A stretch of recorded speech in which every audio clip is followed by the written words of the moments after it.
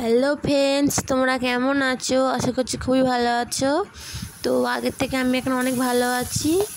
তো ভালো থাকি আর না থাকি, ঘরের কাজ তো করতেই হবে। তো তাই জন্য পাড়ায় দিনে মাছ এসেছিলো, লোটে মাছ, তো নিয়ে রান্না বান্না শুরু করেছি, দুপুরে রান্না। তো দেখতেই পাচ্ছ মাছ ভাজা হচ্ছে, এদিকে জোগাড়ও করেছি।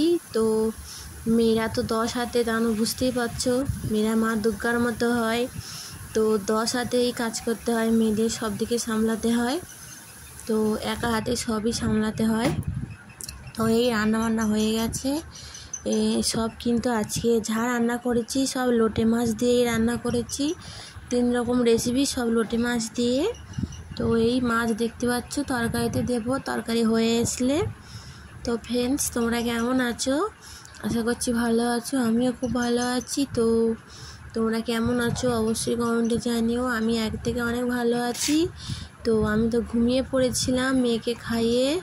তো 4টের সময় উঠে আর ভাত খাচ্ছিলাম। তো খিদে পেয়েছিল, তারপরে খেয়ে দিয়ে আবার ফের বিকালে কাজগুলো সারছিলাম।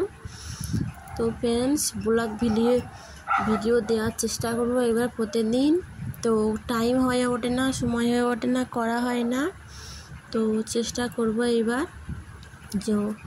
আর ফ্রেন্ডস, তোমরা আমার পাশে থেকো, প্লিজ একটু সাপোর্ট করো, আমিও তোমাদের পাশে থাকবো।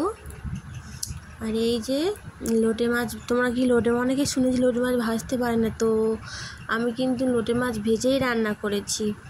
অনেকে বলে লোটে মাছ ভাজো কীভাবে, ভেঙে যায় না, গলে যায় না। তো দেখো, আমি তোমাদের দেখাচ্ছি লোটে মাছ এই ভেজে কিন্তু আমি হাতে করে নিয়ে খাচ্ছি। তো ফ্রেন্ডস, ভিডিওটা কেমন হয়েছে অবশ্যই কমেন্টে জানিও। ওকে, টাটা, বাই।